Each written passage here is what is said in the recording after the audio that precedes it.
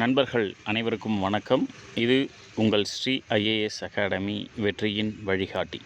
நம்முடைய ஸ்ரீ ஐஏஎஸ் அகாடமியும் விழுப்புரம் மாவட்ட மைய நூலகமும் இணைந்து ஒவ்வொரு வாரமும் திங்கட்கிழமை குரூப் 4 தேர்விற்கான மாதிரி தேர்வுகள் நம்ம நடத்திட்டு வரோம். அந்த வகையில் நேற்று மாதிரி தேர்வு 3 நம்முடைய நூலகத்தில் மிகச்சிறப்பாக நடைபெற்றது. இந்த 3வது மாதிரி தேர்வுக்கான விடைக்கான விளக்க குறிப்பு, எதனால் இந்த விடை வருது, என்ன டிஃப்ரென்ஸ் அப்படிங்கிறத இப்போ நம்ம இந்த வீடியோவில் பார்க்கலாம். ஸோ மாணவர்கள் இந்த வீடியோ முழுமையாக பார்த்து கவனிச்சிக்கோங்க. இந்த வீடியோவை பார்க்குறதே நீங்கள் இந்த பாடத்தை படிக்கிற மாதிரி தான், ஓகேவா? ஸோ குரூப் 4 தேர்வில் நிச்சயமாக 160 மதிப்பெண்களுக்கும் மேலே வினாக்கள் இடம்பெறக்கூடிய வகையில் நம்முடைய ஸ்ரீ ஐஏஎஸ் அகாடமியுடைய மாதிரி தேர்வு வினாக்கள் அமையும். ஸோ நீங்களும் அடுத்த வார திங்கட்கிழமை இந்த மாதிரி தேர்வில் கலந்து கொண்டு மிக சிறப்பாக குரூப் 4 தேர்வில் பர்ஃபார்ம் பண்ணுவதற்கு எங்களுடைய மனமார்ந்த வாழ்த்துக்கள். ஸோ வாங்க நம்ம கொஸ்டின் ஆன்சர் டிஸ்கஷனுக்கு போகலாம். ஸோ ஃபஸ்ட்டு பாயிண்ட்டு, மகேந்திரவர்மனுடைய மத்தவிலாச பிரகாசம். ஸோ இதுவே ஒரு ஃபேமஸான ஒரு கொஸ்டின் தான். ஸோ மத்தவிலாச பிரகாசம் அப்படிங்கிற நூல் யாருடையது அப்படின்னா முதலாம் மகேந்திரவர்மனுடையது. ஸோ இந்த மகேந்திரவர்மனுடைய அந்த மத்தவிலாச பிரகாசம் அப்படின்னு சொல்லக்கூடிய இந்த நூல் எதை பற்றியது அப்படின்னு சொன்னால் குடிகாரர்களினுடைய மகிழ்ச்சி, அதை பற்றி தான் அவர் எழுதியிருப்பாங்க.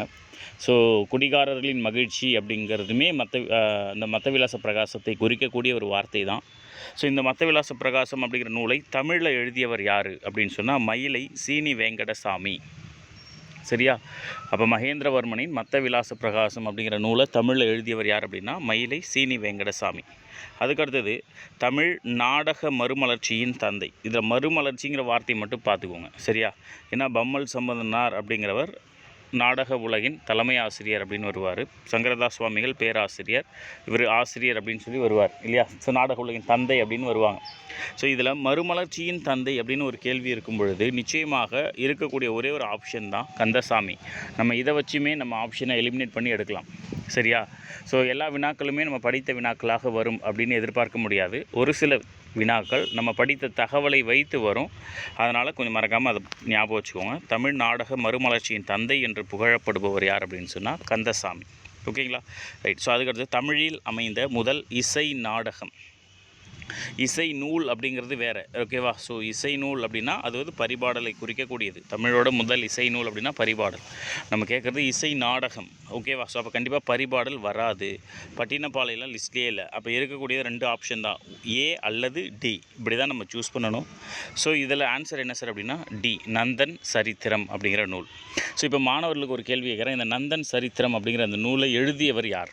ஓகே, ஸோ இதுதான் அடுத்த கட்டமாக அமையக்கூடிய வினாவாக இருக்கும். ஓகே, ஸோ நந்தன் சரித்திரம் அப்படிங்கிற இந்த நூலை எழுதினது யார்? ஓகேங்களா? ரைட். அதற்கடுத்தது பொறுத்துகளை ஒரு கேள்வி அழகாக கேட்டிருக்காங்க. தமிழ்மொழி வரலாறு.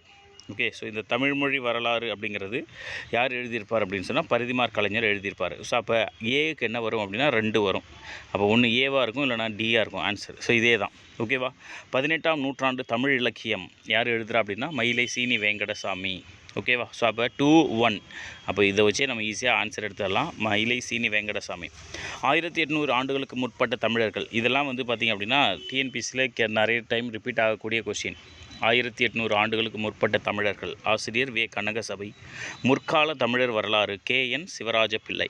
So answer D, 2143. ஓகேவா? ரைட். ஸோ அதுக்கடுத்தது 1937 இந்தி எதிர்ப்பு போராட்டத்தின் போது. இப்போ இங்கேயே ஒரு கேள்வி கேட்பாங்க, இந்தி எதிர்ப்பு போராட்டம் நடைபெற்ற ஆண்டு அப்படின்னு கேட்கலாம். 1937 இல்லையா? ரைட். ஸோ இந்தி எதிர்ப்பு போராட்டத்தின் போது பிரிட்டிஷாரை விமர்சிக்கக்கூடிய வகையில், பிரிட்டிஷாரை கிண்டல் பண்ணக்கூடிய வகையில் காக்கை விடு தூது அப்படின்னு சொல்லி ஒரு நூலை எழுதியிருப்பார். யார் எழுதுகிறா அப்படின்னா நம்முடைய கதிரேசன் செட்டியார் அவர்கள் எழுதியிருப்பாங்க. சரியா? 1937 இந்திய எதிர்ப்பு போராட்டத்தின் போது காக்கை விடு தூது அப்படிங்கிற நூலை எழுதினது கதிரேசன் செட்டியார். ஸோ வீரம் இல்லாத வாழ்வும் விவேகம் இல்லாத வீரமும் வீணாகும் அப்படின்னு சொன்னவர் பசும்பொன் முத்துராமலிங்க தேவர். ஓகேங்களா? ரைட். காமராஜர் என் தலைவர், அண்ணா என் வழிகாட்டி அப்படின்னு சொன்னது யார் அப்படின்னா கோ ராமச்சந்திரன்.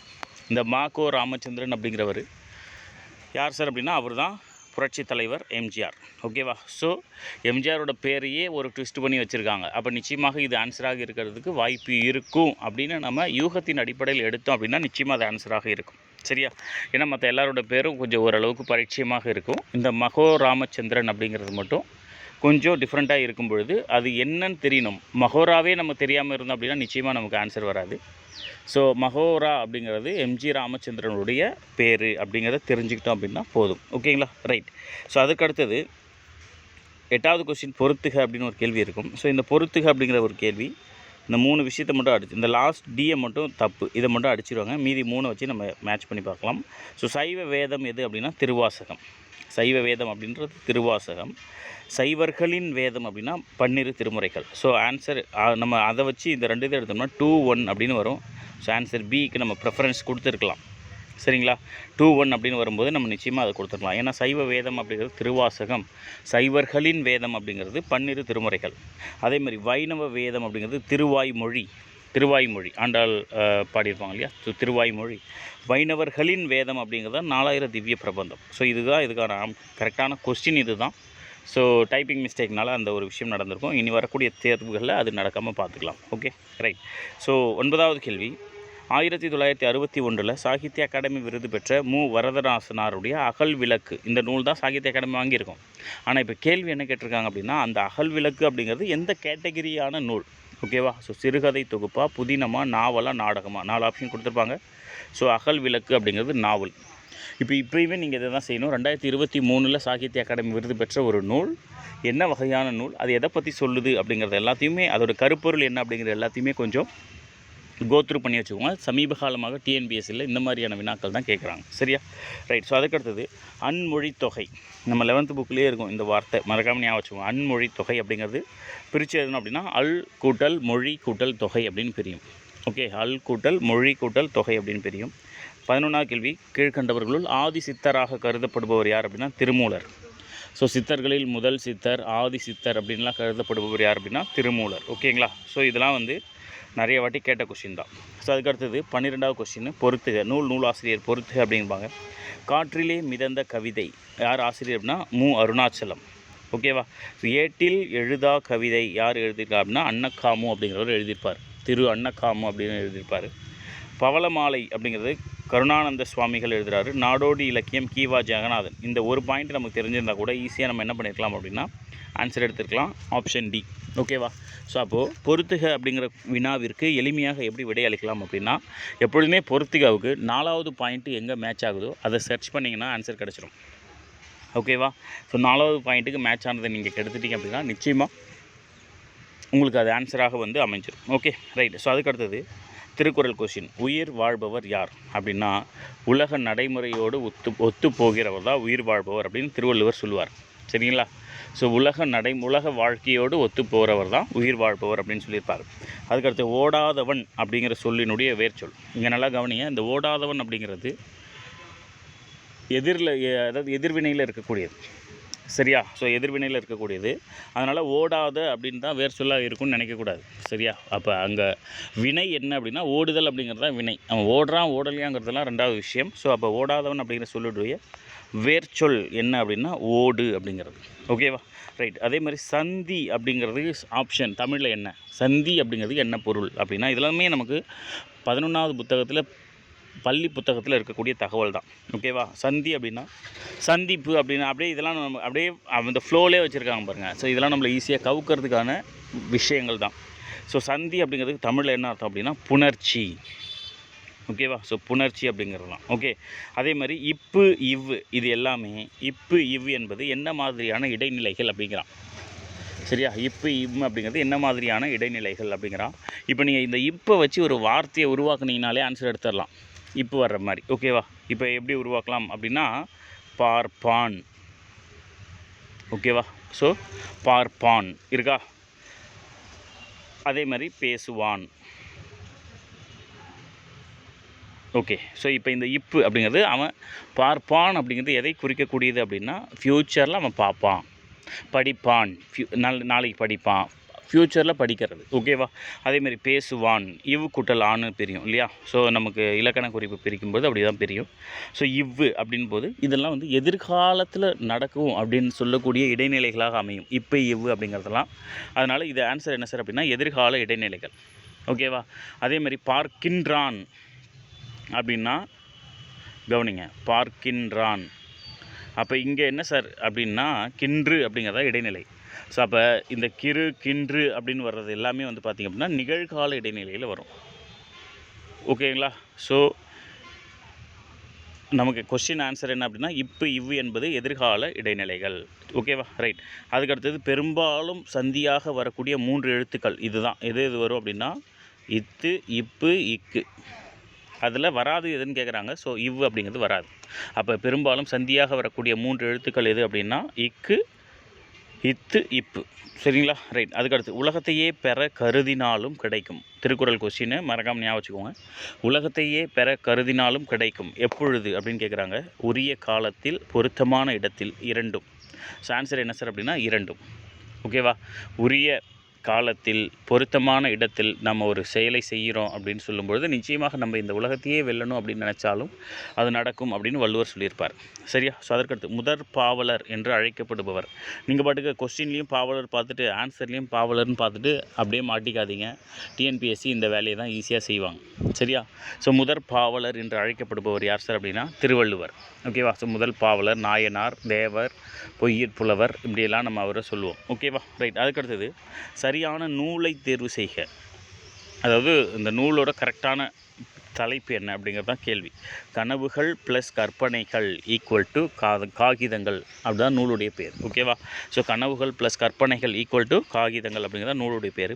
தமிழில் தோன்றிய முதல் நாடக நூல் அப்படின்னா மனோன்மணியம். சரியா? முதல் நாடக நூல் அப்படின்னா மனோன்மணியம்.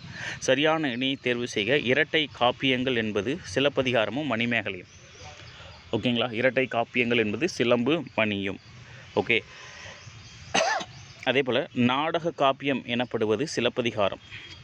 ஓகேங்களா? நாடக காப்பியம் இதெல்லாம் நமக்கு ரிப்பீட்டபிளாக வரக்கூடிய கொஸ்டினை மறக்காமல் நோட் பண்ணிக்கோங்க. நாடக காப்பியம் எனப்படுவது சிலப்பதிகாரம். அதே மாதிரி தமிழுக்கு கதி என்று போற்றப்படக்கூடிய நூல்கள். தமிழுக்கு கதி என்று போற்றப்படக்கூடிய நூல்கள் எது அப்படின்னா கம்பராமாயணமும் திருக்குறளும். கம்பராமாயணமும் திருக்குறளும் தமிழுக்கு கதி என்று போற்றப்படக்கூடிய நூல்கள். ஓகேவா? ஸோ இந்த 2 நூல் தான் தமிழுக்கு கதி அப்படின்னு சொன்னது யார் அப்படின்னு சொன்னால் நமக்கு செல்வ கேசவ முதலியார்னு ஒருத்தர் இருப்பார். ஓகேவா? செல்வ கேசவ முதலியார். ஸோ அவர் தான் வந்து சொல்லியிருப்பார். ஓகேங்களா? ரைட். அதுக்கடுத்தது வழிப்பறி, நிறை கவர்தல் ஆகியன எந்த திணைக்குரிய தொழில்கள் அப்படின்னா பாலை திணை. வழிப்பறி, நிறை கவர்தல் இதெல்லாமே பாலைத்திணைக்குரிய துறைகள். ஓகேவா? ஸோ அதுக்கடுத்து சமுத்திரமுடைய படைப்புகளை மட்டும் தேர்வு செய்க. சமுத்திரத்தினுடைய நூல்களை மட்டும் தேர்வு செய்க அப்படின்னா இதில் ஏதாவது ஒன்று தெரிஞ்சால் கூட நம்ம ஈஸியாக எடுத்துடலாம். வாடாமல்லி, பாலைப்புறா, மண் சுமை, தலைப்பாகை. ஓகேங்களா? ஸோ வாடாமல்லி, பாலைப்புறா, மண் சுமை, தலைப்பாகை அப்படிங்கிறது தான் அவருடைய நூல்கள். சமுத்திரம் அப்படிங்கிற நூல்கள். Okay right. ஸோ அதுக்கடுத்து உதித்த அப்படிங்கிற சொல்லியக்கூடிய எதிர்ச்சொல். ஓகேவா? உதிர்த்த அப்படிங்கிற சொல்லினுடைய எதிர்ச்சொல். அப்போ உதிர்த்த அப்படின்னா தோன்றிய அப்படின்னு அர்த்தம். ஸோ அதுக்கு எதிர்ச்சொல் என்ன அப்படின்னா மறைந்த. ஓகேங்களா? அதேமாதிரி சார்பெழுத்தினுடைய 10 வகைகளில் பொருந்தாதது எது அப்படின்னு கேட்டிருப்பாங்க. ஸோ எது பொருந்தாது அப்படின்னா உயிரெழுத்து அப்படிங்கிறது பொருந்தாது. ஸோ அப்போ சார்பெழுத்தினுடைய 10 என்னென்ன அப்படின்னு நமக்கு தெரியும் இல்லையா? உயிர்மை, ஆயுதம், உயிரளபடை, ஒற்றளபடை, குற்றியல் உகரம், குற்றியலிகரம், ஐகார குறுக்கம், ஔகார குறுக்கம், மகர குறுக்கம், ஆயுத குறுக்கம்னு படிக்கிறோம். ஸோ அதில் பொருந்தாதது அப்படின்னா இந்த உயிரெழுத்து மட்டும் பொருந்தாது. ஓகேங்களா? ஸோ அதுக்கு அடுத்தது பின் வருவனவற்றுள் தாராபாரதி எழுதாத நூல். ஓகேவா? ஸோ தாராபாரதி எழுதாத நூல் அப்படின்னு கொடுத்துருப்பாங்க. அப்போ தாராபாரதி நூல்கள்லாம் நம்ம படிச்சிருப்போம். புதிய விடியல்கள், விரல் நுனி வெளிச்சங்கள், இது எங்கள் கிழக்கு, வேலைகள் அல்ல வேள்விகளே, பூமியை திறக்கும் பொன்சாவி, திண்ணையை இடித்து தெருவாக்கு, தாராபாரதி கவிதைகள் இதெல்லாமே அவருடைய நூல்கள். இதில் பொருந்தாதது அப்படின்னா இமயம் எங்கள் காலடியில் அப்படிங்கிறதா பொருந்தாது. இந்த இமயம் எங்கள் காலடியில்ங்கிற நூலுடைய ஆசிரியர் யார் அப்படின்னா ஆலந்தூர் கோ மோகனரங்கன். ஓகே. ஸோ அதை நோட் பண்ணிக்கோங்க, முக்கியமானது. இமயம் எங்கள் காலடியில் அதோடைய ஆசிரியர் யார் அப்படின்னா ஆலந்தூர் கோ மோகனரங்கன். அதுக்கு மரபு பிழை நீக்கிய சொல்லை காண்க. ஓகேவா? மரபு பிழை இல்லாத சொல். ஓகே. ஸோ அப்போ கிளி மயில் கத்துமா, கிளி மயில் கத்தும் அப்படின்னு கொடுத்துருப்பாங்க. கிளி கீச்சிடும் அப்படின்னு கொடுத்துருக்காங்க. யானை பாடும் அப்படின்னு கொடுத்துருப்பாங்க. கருங்குயில் கூவும். ஓகே. ஸோ அப்போ கரெக்டானது அப்படின்னா ஆன்சர் சி தான், கருங்குயில் கூவும் அப்படிங்கிறது தான். ஏன்னா மயில் இதில் களியில் மயில் அப்படிங்கிறது அகவும். ஓகேவா? மயில் அப்படிங்கிறது அகவும், கிளி அப்படிங்கிறது பேசும், கீச்சிடாது. கிளி அப்படிங்கிறது பேசும் இல்லையா?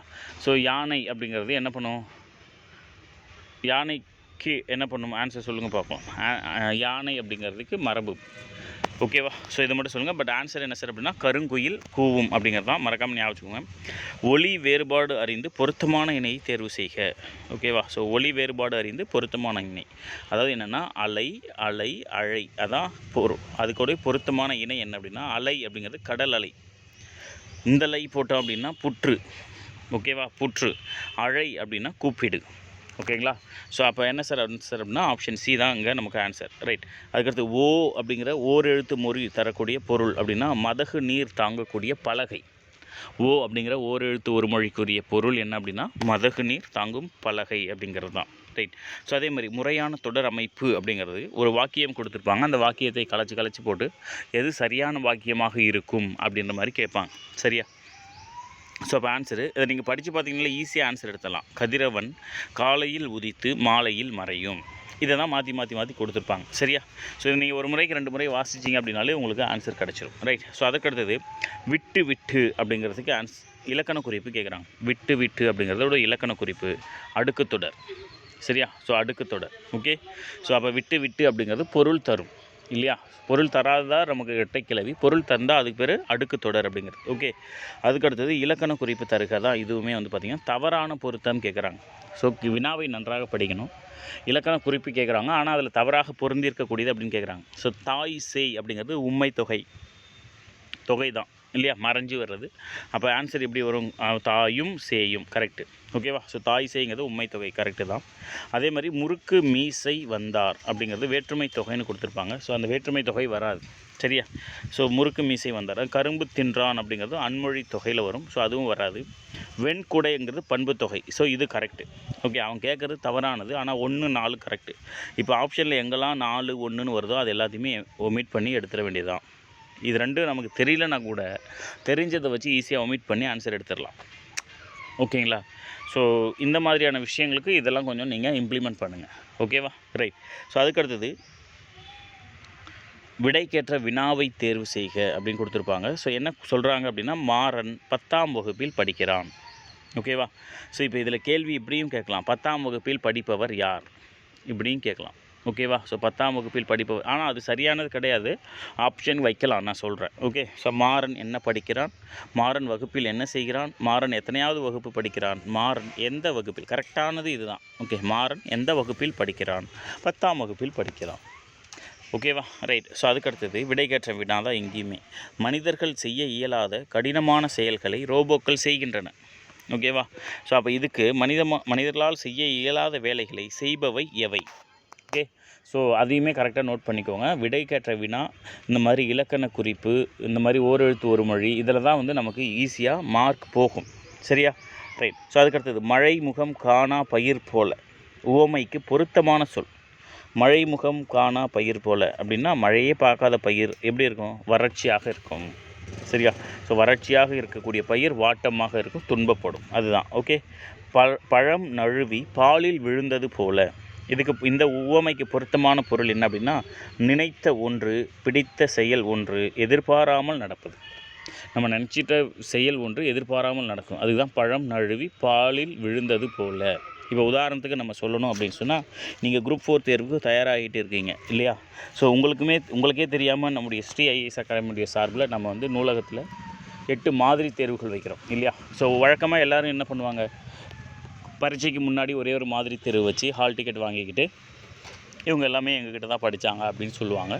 பட் நாம் அந்த மாதிரியெல்லாம் இல்லாமல், சரி ஒரு உண்மையாலுமே சேவை நோக்கில், மற்றவங்களாம் சும்மா பேருக்கு சேவை நோக்குன்னு சொல்கிறாங்க அப்படின்னு நினைக்கிறேன். பட் நம்ம வந்து உண்மையாலுமே சரி மக்களுக்கு, நம்ம விழுப்புரம் மாவட்ட மக்களுக்கு நம்ம சேவை நோக்கில் செய்யணும் அப்படிங்கிறதுக்காக நம்ம என்ன பண்ணுறோம், ஒவ்வொரு வாரமும் 8 மாதிரி தேர்வுகள் நம்ம நடத்துகிறோம்.